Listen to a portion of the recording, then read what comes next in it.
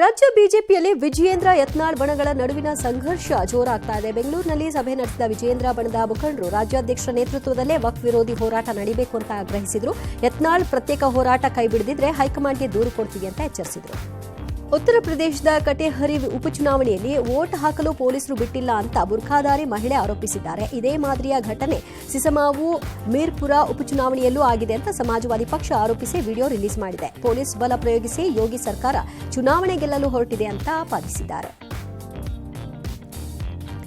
ವೇದ ಕಾಲದಲ್ಲಿಯೇ ವಿಮಾನವನ್ನ ಕಂಡುಹಿಡಿಯಲಾಗಿತ್ತು. ವಿಮಾನವನ್ನ ಕಂಡುಹಿಡಿದದ್ದು right ಸಹೋದರರಲ್ಲ, Bharadwaj ಮಹರ್ಷಿಗಳು ಅಂತ ಉತ್ತರ ಪ್ರದೇಶ ರಾಜ್ಯಪಾಲೆ ಆನಂದಿಬೆನ್ ಪಟೇಲ್ ಪ್ರತಿಪಾದಿಸಿದ್ದಾರೆ. ಇದು ಚರ್ಚೆಯಾಗ್ತಿದೆ.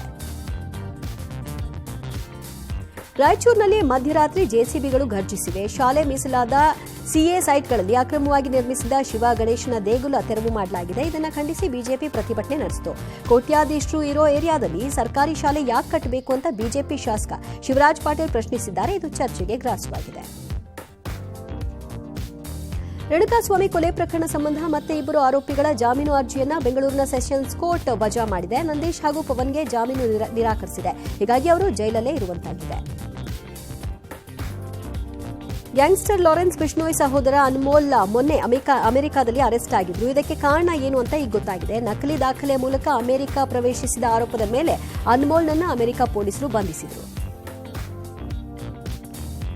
ಎಸ್ಎಲ್ ಮ್ಯಾಕ್ಸಿಸ್ ಮನಿ ಲಾಂಡರಿಂಗ್ ಕೇಸ್ನಲ್ಲಿ ಕಾಂಗ್ರೆಸ್ ಹಿರಿಯ ಮುಖಂಡ ಪಿ ಚಿದಂಬರಂಗೆ ದೆಹಲಿ ಹೈಕೋರ್ಟ್ ರಿಲೀಫ್ ನೀಡಿದೆ. ಚಿದಂಬರಂ ವಿಚಾರಣೆಗೆ ಟ್ರಯಲ್ ಕೋರ್ಟ್ ನೀಡಿದ್ದ ಆದೇಶಕ್ಕೆ ತಡೆಯಾಜ್ಞೆ ನೀಡಿದೆ. ಜಾರಿ ನಿರ್ದೇಶನಾಲಯಕ್ಕೆ ನೋಟಿಸ್ ಅನ್ನು ಜಾರಿ ಮಾಡಿದೆ.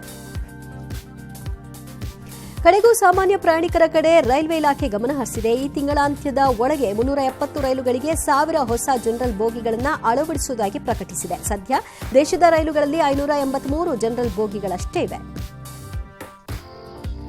ಉತ್ತರ ಪ್ರದೇಶದ ಸಿದ್ಧಾರ್ಥ ನಗರದಲ್ಲಿ ನಡೆದ ಮದುವೆಯೊಂದರಲ್ಲಿ ಮದುವೆ ಮನೆಯವರು 20 ಲಕ್ಷಕ್ಕೂ ಹೆಚ್ಚು ನಗದನ್ನು ಗಾಳಿಯಲ್ಲಿ ಎರಚಿದ್ದಾರೆ.